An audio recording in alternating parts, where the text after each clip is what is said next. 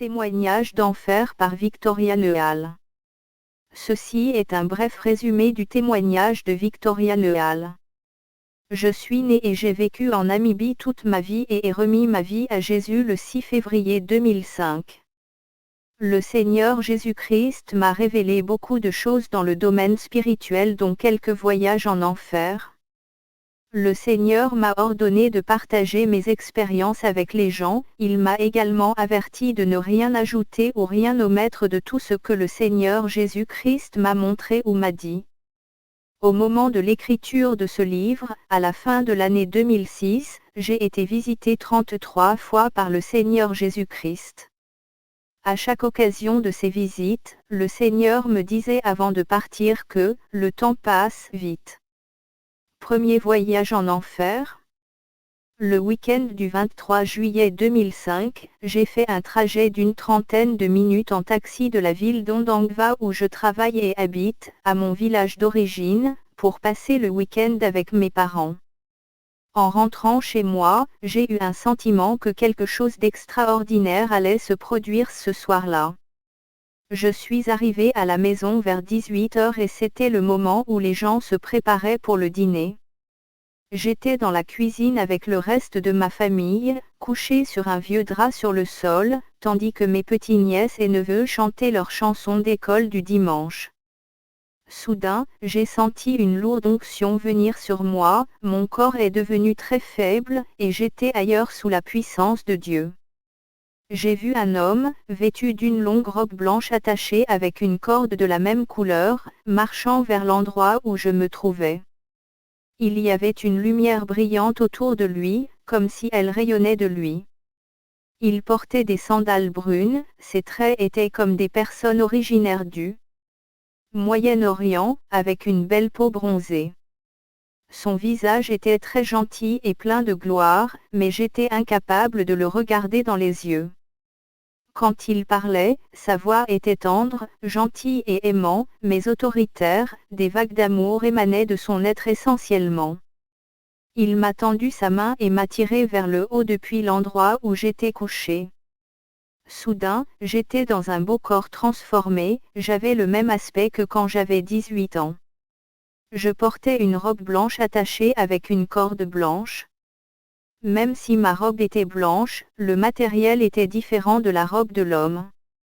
Sa robe était soyeuse avec un éclat que je ne sais pas comment décrire. Il a dit, de la voix la plus aimante et tendre, « Victoria, je veux que tu viennes avec moi, je vais te montrer des choses effrayantes et je t'emmène à un endroit où tu n'as jamais été auparavant dans ta vie entière. » Il a tenu ma main droite et nous en sommes allés. Je me sentais comme si nous marchions sur l'air et nous montions tout le temps. Après un certain temps sur la route, j'étais très fatiguée et lui ai dit que je n'étais pas en mesure de continuer le voyage et le priais de me permettre de retourner. Cependant, il m'a regardé tendrement et a dit, « Tu ne es pas fatigué, tu vas bien. Si tu deviens fatigué, je te porterai, mais pour l'instant tu vas bien. La paix soit avec toi. » Allons Y. Le lieu où nous sommes arrivés était très aride, pire que le pire désert connu à l'homme, sans aucun signe de vie, sous quelque forme que ce soit. Il n'y avait pas un seul arbre ou brin d'herbe ou quelque chose de vivant à perte de vue. C'était un endroit très déprimant en effet.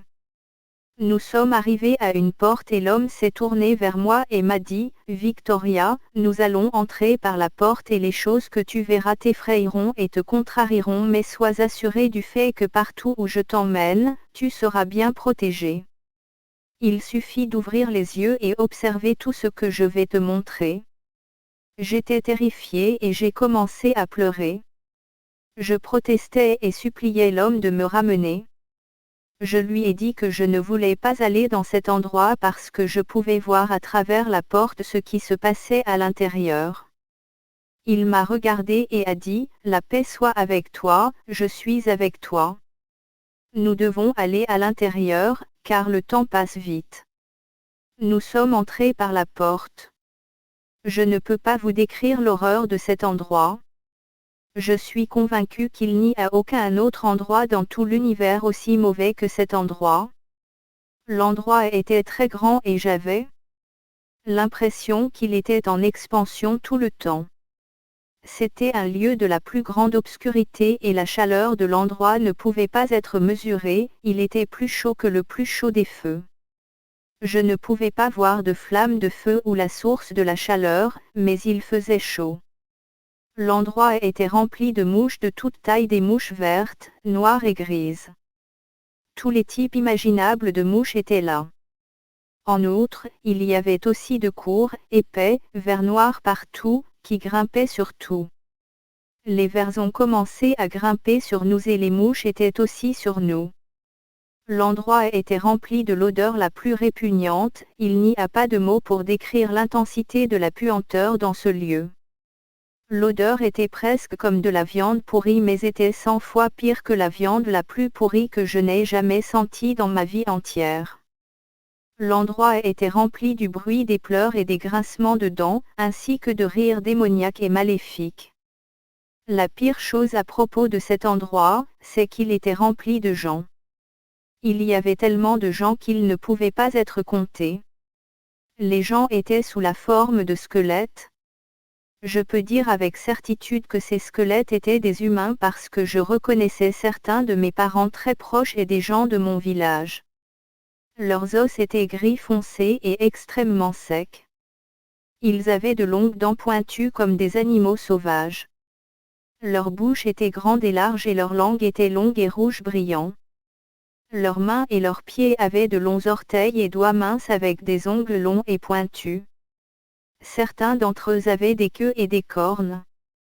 Il y avait des démons se mêlant aux gens, les démons en apparence ressemblaient aux alligators et ils marchaient sur 4 jambes.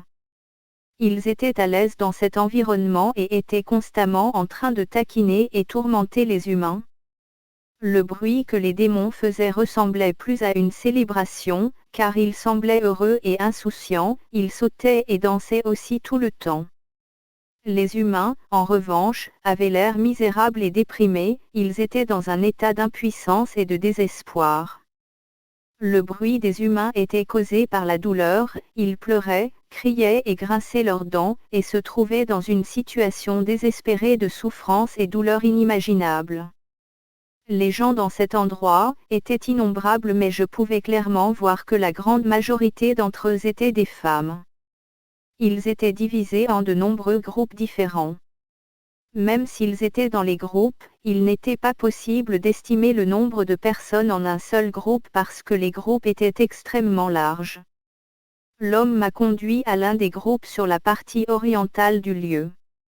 Il m'a regardé et a dit, « Victoria, voilà un groupe de personnes qui ont refusé de pardonner aux autres. » Je leur ai dit de nombreuses fois dans de nombreuses différentes façons de pardonner aux autres, mais ils m'ont rejeté, je leur ai pardonné tous leurs péchés, mais ils ont refusé de pardonner aux autres.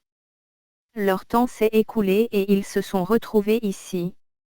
Ils seront là pour toute l'éternité, ils mangent les fruits de leurs œuvres pour toujours et à jamais. Cependant, il est douloureux pour moi de les voir dans cet endroit horrible et dans cette situation éternelle parce que je les aime. J'ai ensuite été amené au groupe suivant, et l'homme m'a dit que les personnes du second groupe étaient ceux qui avaient des dettes. Il y avait 3 catégories différentes dans ce groupe. La première catégorie était de personnes qui devaient aux autres, ils pouvaient se permettre de payer ce qu'ils devaient, mais ils n'ont pas arrêté de reporter et tergiverser. Ils prétendaient qu'ils paieraient demain, la semaine prochaine, l'année prochaine, jusqu'à ce que le temps ait vite passé pour eux et maintenant ils s'étaient trouvés dans cet endroit. C'est ici où ils resteront pour toujours, ils mangent les fruits de leurs œuvres. La deuxième catégorie était de ceux qui avaient des dettes qu'ils étaient capables de rembourser et ils voulaient payer leurs dettes, mais ils avaient peur des conséquences parce que, peut-être, s'ils disaient la vérité, ils pourraient subir le rejet ou ils pourraient aller en prison ou ce qu'ils avaient fait serait connu du monde entier et ils seraient humiliés. L'homme a dit, aucun d'entre eux est venu me voir pour me demander une issue. S'ils l'avaient fait, je leur aurais montré l'issue facile. Ils ont utilisé leur propre sagesse et raisonnement qui ne les a pas aidés de tout. leur temps s'est écoulé et ils se sont trouvés dans ce lieu où ils seront pour toujours. Ils mangent le fruit de leur œuvre. Puis il a dit, la troisième catégorie avait des dettes qu'ils ne pouvaient pas se permettre de rembourser, mais, là encore, aucun d'entre eux m'avait dit qu'il avait des dettes qu'ils ne pouvaient pas payer. S'ils l'avaient fait, j'aurais payé leurs dettes. Ils ont aussi essayé d'utiliser leur propre raisonnement et sagesse, qui ne les a pas aidés du tout. Maintenant, ils se sont trouvés dans ce lieu où ils seront toujours. Ils mangent le fruit de leur œuvre. J'ai mal au cœur pour tous ces gens parce que je les aime beaucoup. Dans le premier groupe, j'ai vu 2 de mes très proches parents, ainsi que quelqu'un âgé de 12 ans, également un membre de ma famille. Je savais qu'elle en avait 12, parce que c'était l'âge qu'elle avait au moment de sa mort. Dans le second groupe, j'ai aussi vu certains de mes proches, ainsi que d'un pasteur que je connaissais très bien. Jack, mon copain qui s'était suicidé parce que j'ai donné ma vie à Christ, était aussi dans le deuxième groupe. J'ai aussi vu certains de mes voisins dans les 2 groupes. J'ai reconnu les gens que je connaissais avant leur mort, ils m'ont également reconnu. Mes parents étaient très en colère quand ils m'ont vu et ils ont commencé à crier des obscénités sur moi, ils utilisaient le langage le plus vulgaire quand ils m'insultaient. L'un d'eux a dit que je n'étais pas digne de suivre l'homme qui était avec moi, il disait les choses que je faisais avant de donner ma vie à Christ. Il ne mentait pas, les choses dont il m'accusait étaient la vérité. Jack disait que je lui appartenais et je devrais aller là où il était parce que j'avais commis les mêmes péchés que lui. Au début le pasteur semblait être heureux de me voir et il m'a dit que j'ai bien de venir, mais son attitude a changé immédiatement quand il a vu qui m'accompagnait et puis lui aussi s'est mis à participer dans les insultes et dans l'utilisation de langage obscène. L'homme avec moi m'a dit de les ignorer car il ne savait pas ce qu'il faisait. J'étais pétrifiée et extrêmement triste, mon corps tremblait et je ne pouvais pas me tenir debout. Je pleurais de façon incontrôlable. L'homme s'est tourné vers moi, m'a embrasé, et a dit, « La paix soit avec toi, Victoria ». Ma force est revenue et je me suis sentie très en sécurité dans son étreinte. Puis il m'a dit que nous devions quitter l'endroit et retourner. Il m'a regardé et a dit, « Victoria, je t'ai montré. Maintenant, tu dois choisir dans laquelle des groupes tu veux être, le choix est entre tes mains. Tu dois dire aux gens tout ce que tu as vu et vécu, mais n'ajoute pas ou n'omets pas quoi que ce soit. » Je me suis souvenu que nous avons quitté le lieu d'horreur ensemble, mais je ne sais pas où je l'ai quitté parce que j'ai ensuite repris conscience, j'ai ouvert mes yeux et j'étais de retour dans mon corps physique, couché à l'hôpital Oshakati. Il y avait une perfusion dans mon bras gauche, et j'ai vu ma mère et les autres voisins de notre village dans un coin de la salle, où ils me regardaient avec étonnement.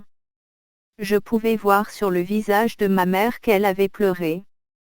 J'ai demandé à une infirmière si elle connaissait ce qui n'allait pas avec moi, mais elle a seulement fait une blague en disant, « Vous avez été renvoyé, peut-être que vous avez fait quelque chose de mal et vous avez besoin de vous repentir. » L'infirmière essayait de parler allègrement sur mon état, mais je pouvais voir qu'elle avait peur de s'approcher de moi. Je lui ai demandé d'appeler le médecin qui m'a traité. Quand il est arrivé, il a dit qu'il ne savait pas ce qui n'allait pas avec moi. Au début, il avait pensé que j'avais contracté le paludisme, mais les résultats de paludisme étaient négatifs. Il a continué en me disant que ma température, le pouls et la pression artérielle étaient dangereusement bas mais il n'a pas pu en trouver la cause. Il a dit qu'il n'y avait rien qu'il pouvait faire pour moi, il ne pouvait pas m'admettre parce que je n'étais pas malade. La perfusion qu'il avait appliquée ne fonctionnait pas au début, mais quand j'ai ouvert mes yeux, elle a commencé à fonctionner. Il a proposé que l'infirmière m'administre une autre perfusion une fois que la première s'épuisait pour que je puisse avoir assez de force pour rentrer à la maison. J'étais effrayée par ce que j'ai vu dans ce lieu et je ne pouvais pas m'arrêter de pleurer. L'odeur de ce lieu horrible continuait à être aussi réelle que lorsque j'étais là. Les scènes de ce lieu défilaient devant moi tout le temps. J'étais incapable de dormir et tout mon corps était en grande douleur. Je me sentais comme si tous mes membres avaient été défaits et rassemblés. Oh, je me sentais très mal. J'ai eu la diarrhée et des maux de tête aigus pendant une semaine entière. J'avais décidé que je ne parlerais à personne de mes expériences car qui me croirait? Que penseraient les gens? Je n'arrêtais pas de me dire que je ne raconterais jamais mes expériences à personne. Un de mes mentors m'a téléphoné 3 jours plus tard pour s'enquérir de mon bien-être, parce que je lui ai envoyé un SMS pour lui demander de prier pour moi. Avant d'en rendre compte, je racontais mes expériences à cette femme. Quand j'ai réalisé ce que je faisais, je lui avais déjà dit la plupart de l'histoire. Je voulais me donner un coup de pied. Je pleurais parce que j'étais convaincue que j'avais fait la plus grosse erreur de ma vie. Maintenant que l'histoire était racontée, il n'y avait plus aucune possibilité pour moi de le cacher. Maintenant, je savais que si Dieu veut que quelque chose soit raconté, il sera raconté. Il est Dieu, après tout. Le 19 août, je me suis réveillée, sentant les signes de l'onction dans mon corps physique. J'étais faible et tremblante, tandis que des vagues de l'électricité traversaient mon corps. Dans la soirée, j'ai vu une lumière brillante entrant dans la chambre et au milieu de celle-ci était le même homme. Cette fois, il s'est assis sur une chaise à côté de mon lit. Je n'ai aucune idée d'où cette chaise venait, mais elle était là dès qu'il était prêt à s'asseoir. C'était une belle chaise en or solide, la forme était celle d'une chaise conventionnelle, avec un soutien pour le dos. Sur chaque jambe était une étoile en argent incrustée dans l'or, la même étoile était également dans le centre du soutien pour le dos. Il y a des roues rondes sur chaque jambe. Après m'avoir salué, il m'a dit qu'il savait que j'avais beaucoup de questions sur son identité et qu'il est venu pour se révéler à moi et pour expliquer certaines choses que j'ai vécues. Il a dit, « Je suis Jésus-Christ, votre Sauveur. Si tu as des doutes, regarde mes mains. Ce lieu où nous sommes allés est l'enfer. » Quand j'ai regardé ses mains, j'ai vu les cicatrices où les clous l'ont percé. Cher ami, je tiens à vous dire que l'enfer n'est pas une invention de l'imagination de quelqu'un, mais c'est un véritable lieu et il est désagréable. Ce n'était pas fait pour les gens mais pour Satan et ses démons. Notre juste place est dans le ciel avec Jésus, mais nous devons choisir Jésus avant qu'il ne soit trop tard. Aujourd'hui, quand vous entendez sa voix, n'endurcissez pas votre cœur, acceptez Jésus comme votre sauveur personnel aujourd'hui et vivez pour lui. L'enfer est un endroit terrible, c'est un lieu de peur et de tristesse, c'est un lieu de tourment et de cris éternels et grincement de dents.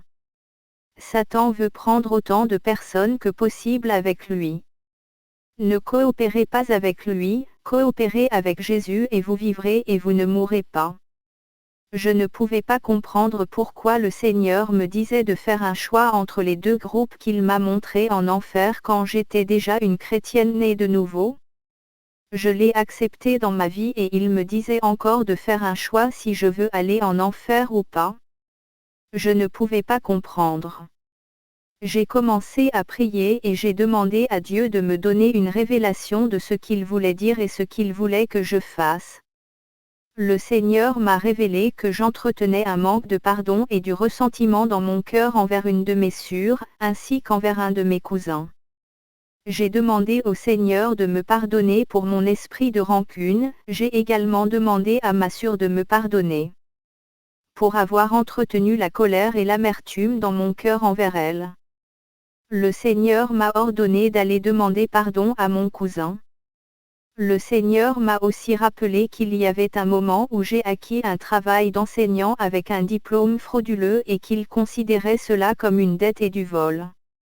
J'étais déterminée à faire ce qui était juste et j'ai demandé au Seigneur de m'aider à sortir de ce problème et de me montrer une issue facile parce que c'était un crime grave qui pourrait m'envoyer derrière les barreaux. Il m'a ordonné d'aller au ministère de l'Éducation et d'avouer ce que j'avais fait. J'étais prête à aller en prison si c'était inévitable. J'ai eu grandement la grâce du Seigneur. Les fonctionnaires du ministère de l'Éducation m'ont dit que je devrais décider ce que je voulais faire, soit rembourser le salaire que j'avais reçu du gouvernement ou non. Ils ont promis de ne pas porter plainte contre moi parce qu'il était stupéfait par ma confession. Notre Dieu est un Dieu fidèle qui honore sa parole. Si vous êtes dans une situation semblable à celle où j'étais, je veux vous encourager à faire ce qui est juste, peu importe les conséquences. Vous pourriez être incarcéré dans la prison terrestre, mais cela est temporel. Aucune douleur ou honte ne se comparera à l'éternité séparée de Dieu. L'enfer n'est pas un endroit agréable, il est préférable de permettre à Dieu de vous juger maintenant avant qu'il ne soit trop tard. Nous ne devons pas craindre le jugement de Dieu alors que nous sommes dans le temps de grâce, nous devons lui permettre d'exposer tout ce qui est mauvais dans nos vies alors que nous avons encore le temps de nous mettre en règle avec lui parce qu'il n'y a pas de pardon de l'autre côté de la tombe. Deuxième voyage en enfer. Le 18 octobre 2005, je me suis réveillée à 5h30, mais je ne pouvais pas aller au travail. Je me sentais très faible et ivre, je ne pouvais pas bouger ou tourner dans mon lit, et la présence du Seigneur était très lourde dans la chambre. Je tremblais et je sentais l'électricité passer par mon corps. Le Seigneur est venu m'emmener juste avant 8 heures, car la dernière fois que j'avais regardé ma montre, il était 7h48, et il est arrivé très peu de temps après cela. Il m'a salué et a dit que nous devrions aller encore parce que le temps passait vite. Je me suis levée et nous avons commencé à marcher. La façon dont nous marchions cette journée était très différente de toutes les autres fois, même si nos jambes faisaient les mouvements de marche, nous flottions en quelque sorte plus que marcher. Alors que nous étions sur notre chemin, Jésus m'a dit que tous les péchés sont mauvais et il n'y a rien tel que petit péché et grand péché. Tout péché entraîne la mort, peu importe combien grand ou petit.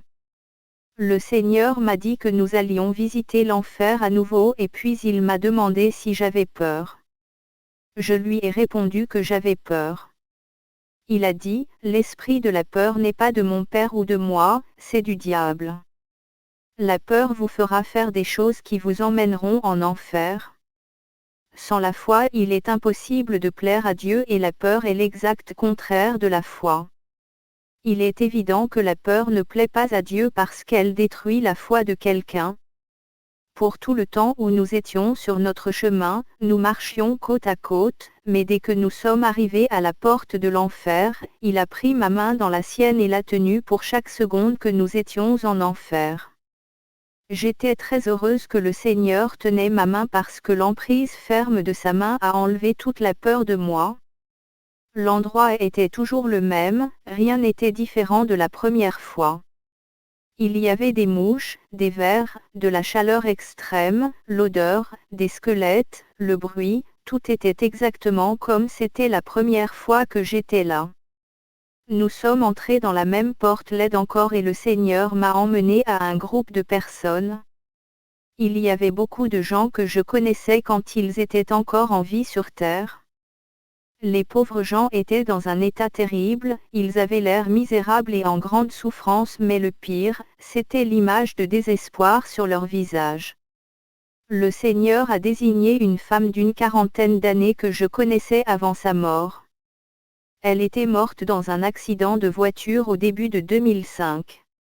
J'étais choquée de voir cette femme en enfer parce que nous la connaissions tout comme une personne qui craignait Dieu et aimait Dieu. Le Seigneur m'a dit que cette femme l'aimait et qu'il l'aimait aussi, elle l'avait servi quand elle était sur terre, elle avait conduit de nombreuses personnes au Seigneur et elle connaissait la parole très bien.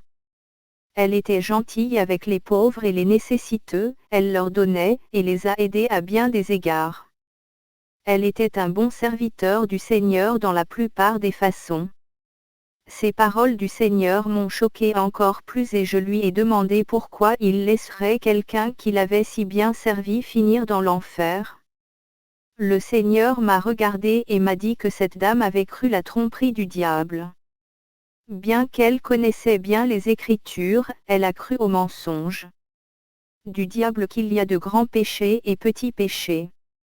Elle pensait qu'un petit péché ne la conduirait pas en enfer parce que, après tout, elle était chrétienne. Le Seigneur a poursuivi, je suis allé à elle de nombreuses fois et lui ai dit d'arrêter ce qu'elle faisait, mais de nombreuses fois elle raisonnait que ce qu'elle faisait était trop petit et elle attribuait mon avertissement à ses propres sentiments de culpabilité. Il y avait un temps où elle s'est arrêtée pour un certain temps, mais ensuite elle s'est convaincue encore que l'avertissement n'était pas de moi, mais sa propre voix parce que ce péché était trop insignifiant pour attrister le Saint-Esprit. J'ai demandé au Seigneur encore de me dire ce que le péché était que cette femme a commis et il m'a répondu ainsi, cette femme avait un ami qui était infirmière à l'hôpital Oshakati. Chaque fois que cette femme était malade, elle n'allait pas à l'hôpital pour payer sa carte d'hôpital selon la pratique normale, elle décrochait tout simplement le téléphone et disait à son ami d'organiser des médicaments pour elle depuis le dispensaire de l'hôpital. Son ami était toujours d'accord et lui disait de récupérer le médicament à un moment donné. Tout d'abord, elle a décidé d'accepter le mensonge du diable sur petit et grand péché et a rejeté ma vérité, elle a amené quelqu'un d'autre à pécher et à voler en son nom, mais le pire, c'est qu'elle a attristé le Saint-Esprit. C'est la raison pour laquelle elle est en enfer. Peu importe si vous amenez des millions d'âmes au Seigneur, il est toujours possible d'aller en enfer pour avoir attristé le Saint-Esprit. Tu ne dois pas seulement te soucier du salut des autres, mais tu dois faire attention de ne pas oublier ton propre âme. Sois sensible au Saint-Esprit à tout moment. Après que le Seigneur a dit ces mots, il a dit que nous devrions retourner. Beaucoup de chrétiens qui ont entendu cette histoire le trouvent problématique. Il me demandait toujours, et la justification, la miséricorde et la grâce, et est-il possible de perdre votre salut après que vous l'avez reçu? N'est-ce pas un peu trop sévère? Dieu peut-il être aussi cruel? Eh bien, comme je l'ai dit ailleurs dans ce livre, je ne présente aucune théologie ici. Je vous dis seulement ce que le Seigneur m'a montré et m'a appris et ce qu'il m'a permis de vivre. S'il vous plaît, reportez-vous à votre Bible pour trouver des réponses. Regardez les versets suivants et faites votre propre jugement. Mais je traite durement mon corps et je le tiens assujetti, de peur d'être moi-même rejeté après avoir prêché aux autres. 1 Corinthiens 9h27. Que dirons-nous donc? Demeurions-nous dans le péché afin que la grâce abonde? Loin de là. Nous qui sommes morts au péché, comment vivrions-nous encore dans le péché? Romains 6, 1-2. Que le péché ne règne donc point dans votre corps mortel, et n'obéissez pas à ses convoitises. Romains 6h12. Car, si nous péchons volontairement après avoir reçu la connaissance de la vérité, il ne reste plus de sacrifice pour les péchés, mais attente terrible du jugement et l'ardeur d'un feu qui dévorera les rebelles. Hébreux 10h26-27. Puis-je aller en enfer après avoir servi le Seigneur et conduit beaucoup à Christ? À vous de juger. Désobéissance. Le lundi 6 mars 2006, j'ai été réveillée par mon réveil à 5h30. J'ai commencé à prier et j'ai réalisé qu'il y avait une lourde onction sur moi. Mon corps était très faible et je tremblais, des vagues d'électricité allaient à travers mon corps. Dans l'après-midi, alors que j'étais allongée sur mon lit, j'ai vu une lumière brillante remplissant la chambre. J'ai vu des minuscules perles rondes blanches, de la taille d'une tête d'épingle. Les perles tombaient comme la pluie et s'enfonçaient dans ma peau sur le contact. En outre, j'ai vu un nuage de quelque chose comme de la brume blanche venant d'en haut, il a également rempli la salle et a coulé dans ma peau sur le contact. Par la suite, j'ai vu Jésus marchant vers moi au milieu d'un nuage de brume. Il s'est assis sur sa chaise à côté de mon lit. Je n'ai aucune idée d'où cette chaise vient, il apparaît généralement dès qu'il est prêt à s'asseoir. Il s'agit d'une belle chaise en or solide, la forme ressemble à la plupart des chaises mais avec un soutien pour le dos.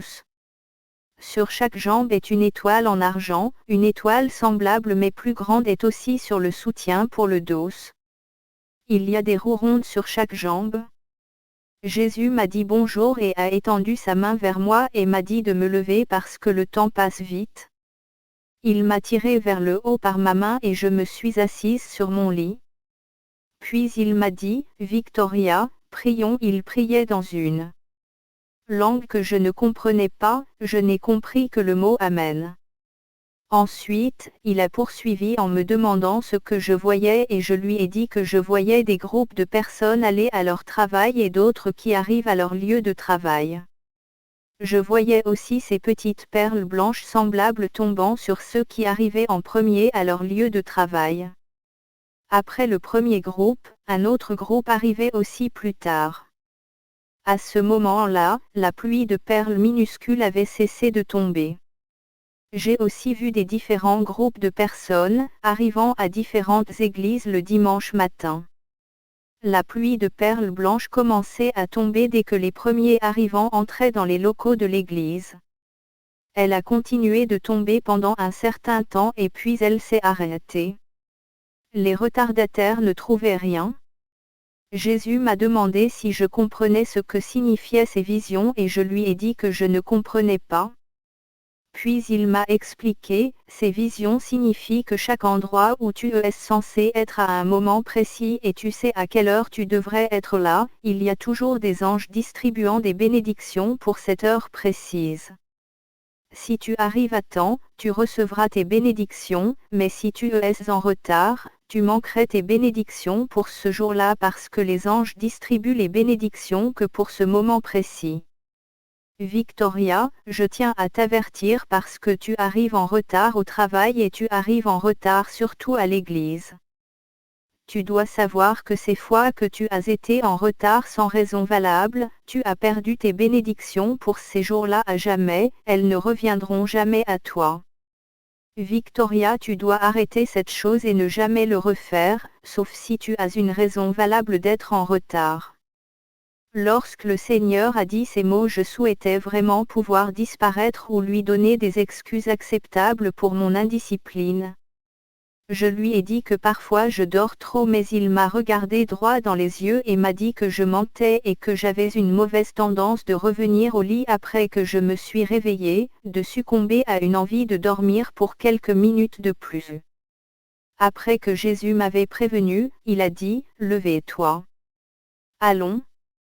Le temps passe vite et il y a des choses que nous devons faire. » Cette fois, le Seigneur m'a emmené à un endroit où je n'ai jamais été avant, c'était aussi la première fois que nous avons pris la route sur laquelle nous avons marché ce jour-là.